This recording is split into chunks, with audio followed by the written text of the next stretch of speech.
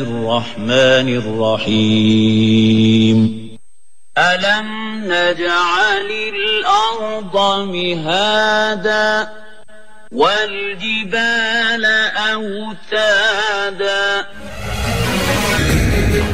Manusia yang hidup di bumi yang bulat ini harus bersyukur kepada Allah Subhanahu wa Ta'ala dengan diberikan daratan yang menghampar luas, lengkap dengan segala isinya untuk manusia bertahan hidup dan tinggal dengan nyaman. Daratan yang Allah Subhanahu wa Ta'ala ciptakan tidaklah rata, namun berkontur dari bukit, lembah hingga gunung. Fabi ayyi ala'i rabbikuma tukadziban adalah ayat dalam surah Ar-Rahman yang ditulis tidak kurang dari 31 kali berulang-ulang. Ayat ini menjelaskan betapa nikmat Allah yang diberikan kepada manusia, dari nikmat sehat, nikmat iman, sampai nikmat alam semesta. Masihkah kita kufur nikmat? Na'udzubillah min zalik.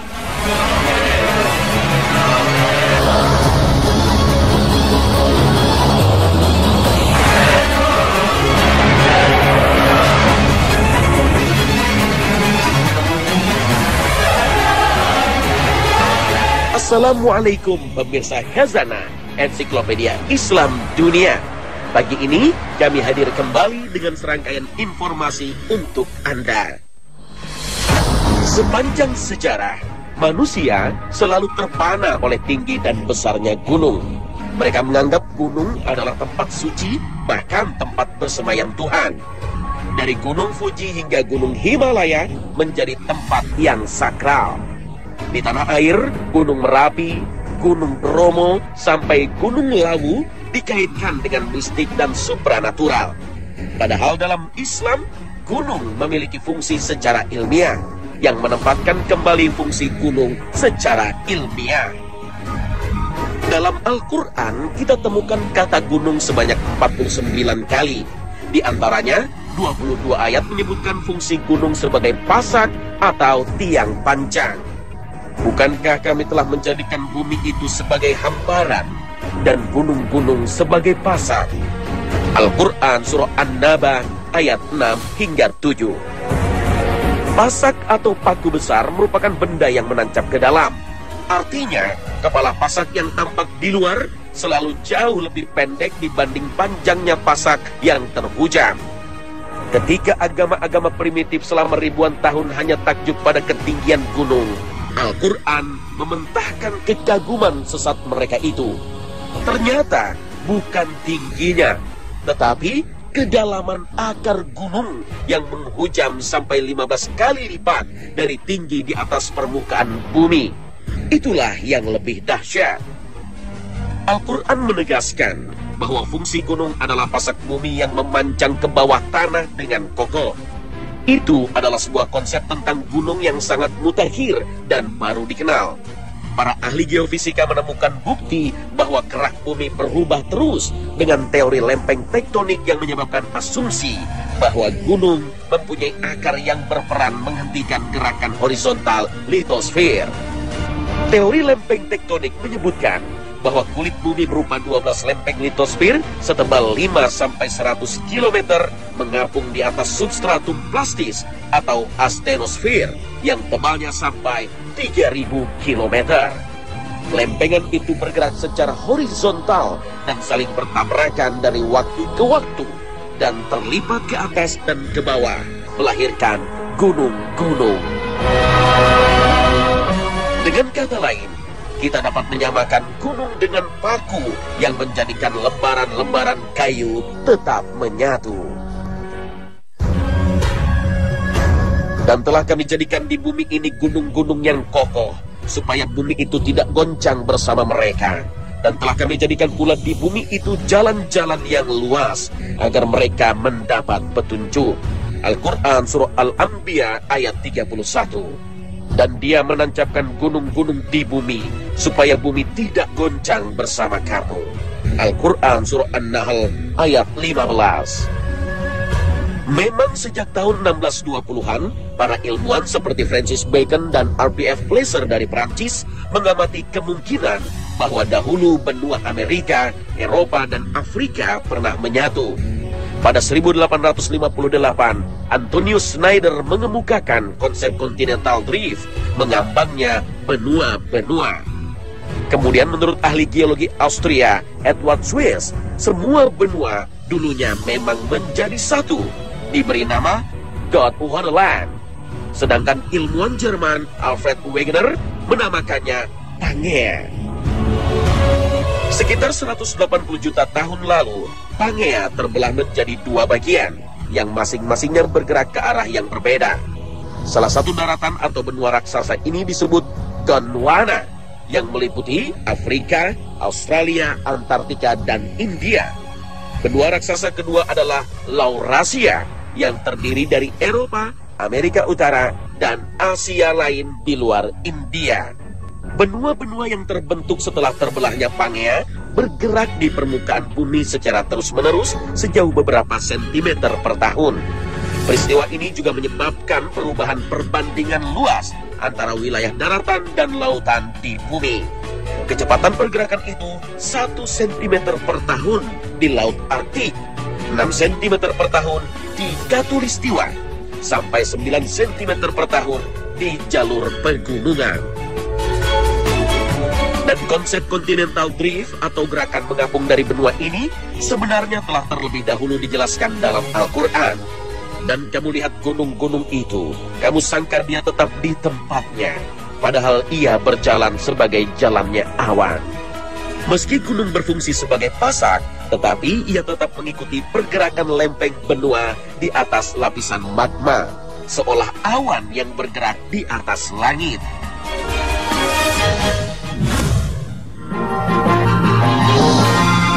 Gunung umumnya memiliki hutan dengan beraneka ragam tumbuhan dan hewan di dalamnya.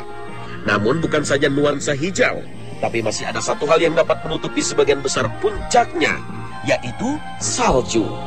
Dari sinilah kita bisa belajar satu dari nikmat Allah yang diberikan kepada kita.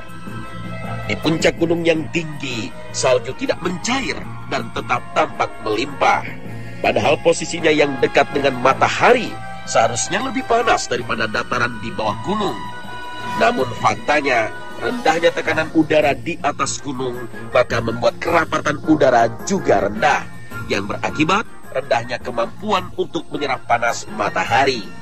Ini menjawab bahwa udara mampu menangkap panas matahari.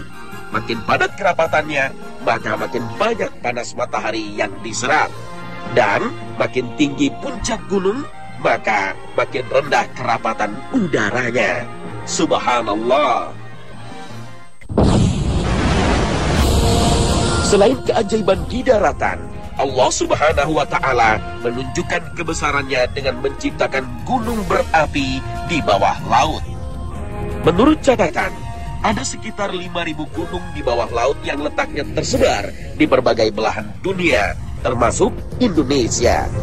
Gunung di bawah laut ini terletak pada cekungan laut, bahkan ada pula yang ditemukan pada bagian kerak samudera. Dari sekitar 5.000 gunung di bawah laut, sebagian di antaranya merupakan gunung berapi yang masih aktif hingga sekarang. Kalau dilihat dari perbandingan penyebarannya, maka sebagian besar gunung di bawah laut tersebar di kawasan Samudra Pasifik. Sisanya kemudian tersebar di kawasan Samudra Hindia dan Samudra Atlantik. Sementara berdasarkan catatan Encyclopedia of Earth, gunung di bawah laut dengan ketinggian di atas 1.000 meter jumlahnya tak kurang dari 100.000 gunung. Tentu saja akan lebih banyak lagi bila dihitung dengan gunung di bawah laut yang memiliki ketinggian di bawah 1.000 meter. Gunung di bawah laut merupakan gunung yang naik dari dasar laut, namun tidak sampai mencuat ke atas permukaan air. Diperkirakan gunung di bawah laut ini sudah terbentuk jutaan tahun lalu, terutama pada kedalaman antara 1.000 sampai dengan 4.000 meter dari dasar laut. Gunung di bawah laut kebanyakan berbentuk seperti kerucut karena adanya proses vulkanik. Kawasan gunung di bawah laut memang menjadi pusat penelitian, karena di sana biasanya terdapat ekosistem yang langka, mengandung bahan tambang yang tinggi, dan keanekaragaman satwa laut. Bagaimanakah terbentuknya gunung di bawah laut? Memang masih menjadi perdebatan sengit di antara para pemerhati gunung di bawah laut dan gunung berapi dunia. Ada yang mengatakan gunung di bawah laut ini terbentuk jutaan tahun lalu, ketika pada suatu saat kerak samudera menabrak kerak benua. Dari hasil tabrakan tersebut, maka terbentuklah ganjalan yang kemudian membentuk gunung di bawah laut. Begitu maha besarnya Allah Subhanahu wa Ta'ala dalam penciptaan gunung ini, dan menjadi pengingat kita untuk selalu bertasbih kepadanya.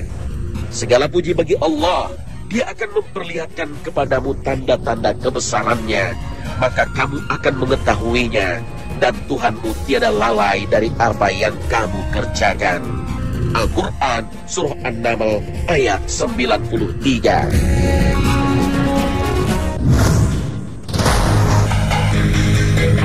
Dalam Al-Quran, gunung memiliki makna tertentu dan juga sebagai tempat beberapa peristiwa penting. Salah satunya, gunung sebagai perumpamaan tentang beratnya menerima amanah, seperti tertuang dalam Al-Quran Surah Al-Ahzab dan Al-Hasyr. Sesungguhnya, kami telah mengemukakan amanah kepada langit, bumi, dan gunung-gunung. Maka semuanya enggan untuk memikul amanah itu, dan mereka khawatir akan mengkhianatinya. Dan dipikullah amanah itu oleh manusia. Sesungguhnya manusia itu amat zalim dan amat bodoh, sehingga Allah mengazab orang-orang munafik laki-laki dan perempuan, dan orang-orang musyrik laki-laki dan perempuan, dan sehingga Allah menerima taubat orang-orang mukmin laki-laki dan perempuan. Dan adalah Allah Maha Pengampun lagi Maha Penyayang. Al-Quran Surah Al-Ahzab ayat 72 hingga 73. Kalau sekiranya kami turunkan Al-Quran ini kepada sebuah gunung, pasti kamu akan melihatnya tunduk terpecah belah, disebabkan ketakutannya kepada Allah. Dan perumpamaan-perumpamaan itu kami buat untuk manusia, supaya mereka berpikir. Al-Quran Surah Al-Hasyr ayat 21. Syariah yang dibebankan kepada manusia merupakan amanah. Sebagaimana layaknya amanah, syariah tersebut wajib dipikul dan ditunaikan. Tidak boleh disia-siakan dan ditelantarkan, apalagi ditolak dan diingkari. Memang, amanah tersebut tidak ringan, hingga perumpamaan langit, bumi, dan gunung pun tidak sanggup untuk memikulnya. Namun bagi orang yang mau menunaikannya, Allah Subhanahu wa Ta'ala akan memberikan ampunan terhadapnya, juga pahala yang besar, surga, dan ridhonya. Sebaliknya, siapapun yang sengaja melupakan amanah, terlebih mengingkari dan menolaknya, akan ditimpakan azab atasnya. Ayat ini adalah di antara yang menjelaskan perkara tersebut. Dalam konteks ayat ini, kata amanah bermakna ketaatan dan berbagai kewajiban yang diwajibkan atas hambanya. Demikian Al-Baghawi dalam tafsirnya. Al-Jazairi menafsirkannya sebagai semua taklif syar'i dan segala sesuatu yang dipercayakan kepada manusia, baik berupa harta, perkataan, kehormatan, maupun perbuatan. Penggunaan kata amanah menurut Syihabuddin Al-Alusi merupakan peringatan bahwa semua taklif tersebut merupakan hak-hak yang harus dipelihara, dititipkan, dan dipercayakan Allah Subhanahu wa Ta'ala kepada para mukallaf. Diwajibkan atas mereka untuk ditunaikan dengan penuh ketaatan dan ketundukan. Diperintahkan untuk dipelihara, dijaga, dan ditunaikan tanpa melanggarnya sedikit pun. Syariah yang dibebankan kepada kita harus dijalankan secara totalitas. Ancaman azab bagi orang-orang munafik dan orang-orang yang menolak dan mengingkari syariah harus membuat kita takut untuk melakukan tindakan serupa. Gunung juga menjadi sebuah fenomena yang patut diamati sebagai wujud kebesaran dan kekuasaan Allah Subhanahu wa Ta'ala dalam menciptakan alam semesta. Dan gunung-gunung bagaimana ia ditegakkan. Al-Quran Surah Al-Ghasyiyah ayat 19. Allah Ta'ala berfirman seraya memerintahkan hamba-hambanya untuk melihat kepada makhluk-makhluk ciptaannya yang menunjukkan keagungan dan kekuasaannya. Gunung pun disebutkan dalam beberapa ayat dalam Al-Quran bertasbih bersama Nabi Daud, seperti dalam surat Al-Anbiya ayat 79 dan surat Shad ayat 18 berikut ini. Maka kami telah memberikan pengertian kepada Sulaiman tentang hukum yang lebih tepat, dan kepada masing-masing mereka telah kami berikan hikmah dan ilmu, dan telah kami tundukkan gunung-gunung dan burung-burung. Semua bertasbih bersama Daud, dan kamilah yang melakukannya. Al-Quran Surah Al-Anbiya ayat 79. Sesungguhnya kami menundukkan gunung-gunung untuk bertasbih bersama dia, Daud, di waktu petang dan pagi. Al-Quran Surah Shad ayat 18. Allah Subhanahu wa Ta'ala telah menciptakan alam semesta, dan kepadanya lah semua unsur-unsur alam semesta ini patuh dan memuji kepada Allah Subhanahu wa Ta'ala, serta membesarkan nama penciptanya di dalam bahasa yang kita tidak sanggup mengetahuinya. Adalah mukjizat Nabi Daud alaihissalam sehingga binatang-binatang, burung-burung, jin-jin, dan bahkan gunung-gunung mengikutinya dalam bertasbih kepada Allah Subhanahu wa Ta'ala. Gunung juga menjadi tempat di mana Allah Subhanahu wa Ta'ala memperlihatkan kebesarannya dan menyadarkan Nabi Musa untuk bertaubat. Ini dijelaskan dalam surat Al-A'raf ayat 143. Dan tatkala Musa datang untuk munajat dengan kami pada waktu yang telah kami tentukan, dan Tuhan telah berfirman langsung kepadanya, berkatalah Musa, "Ya Tuhanku, nampakkanlah diri engkau kepadaku, agar aku dapat melihat kepada engkau." Tuhan berfirman, "Kamu sekali-kali tidak sanggup melihatku, tapi lihatlah ke bukit itu. Maka jika ia tetap di tempatnya sebagai sedia kala, niscaya kamu dapat melihatku." Tatkala Tuhan yang menampakkan diri kepada gunung itu, dijadikannya gunung itu hancur luluh, dan Musa pun jatuh pingsan. Maka setelah Musa sadar kembali, dia berkata, "Maha suci engkau, aku bertaubat kepada engkau, dan aku orang yang pertama-tama beriman." Al-Quran Surah Al-A'raf ayat 143.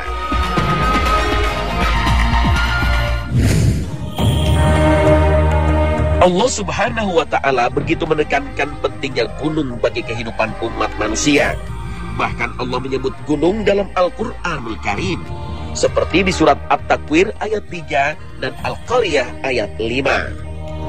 وَإِذَا الْجِبَالُ سُيِّرَتْ وَتَكُونُ الْجِبَالُ كَالْعِهْنِ الْمَنفُوشِ. Dan apabila gunung-gunung dihancurkan, Al-Quran Surah At-Takwir ayat 3. Dan gunung-gunung seperti bulu yang dihambur-hamburkan, Al-Quran Surah Al-Qaryah ayat 5. Meletusnya gunung bisa diartikan bencana bagi manusia, dan fakta ini terekam dalam 5 bencana gunung meletus terhebat sepanjang sejarah manusia. Gunung Vesuvius, gunung berapi aktif ini terletak di Italia Selatan. Sejauh yang diketahui, gunung ini telah meletus sebanyak 30 kali, dan yang paling dahsyat terjadi pada tahun 78 Masehi. Letusan lava dan abu vulkaniknya diperkirakan menelan korban jiwa hingga 1.000 orang. Gunung Krakatau, gunung di belahan barat Indonesia ini meletus pada tahun 1883 dengan taksiran kekuatan 13.000 bom atom. Suara ledakan dan gemuruhnya terasa hingga benua Afrika. 36.000 orang diperkirakan tewas seketika. Dan pasca meletus, Krakatau merosot ke dalam laut. Namun kembali muncul pada tahun 1927 dan mengeluarkan semburan lava. Gunung ini disebut sebagai Anak Krakatau. Gunung Tambora yang terletak di Sumbawa ini adalah gunung dengan letusan terparah yang pernah tercatat di dunia. Dengan panas yang menyembur dan melubangi atmosfer, mampu mengubah iklim dunia. Letusan yang terjadi pada tahun 1815 ini membuat gempa berada pada skala 7 yang artinya sangat merusak. Tambora turun beberapa ribu kaki setelah meletus dan meninggalkan kawah besar di puncaknya. Gunung Tera adalah salah satu bencana besar yang mengguncang Mediterania 3.500 tahun yang lalu. Gunung ini diperkirakan meledak 4-5 kali lipat dari ledakan Gunung Krakatau, yang menyebabkan punahnya kebudayaan Minoan, sebuah kebudayaan yang memberikan inspirasi dalam budaya Yunani, dengan salah satu legendanya The Lost Atlantis.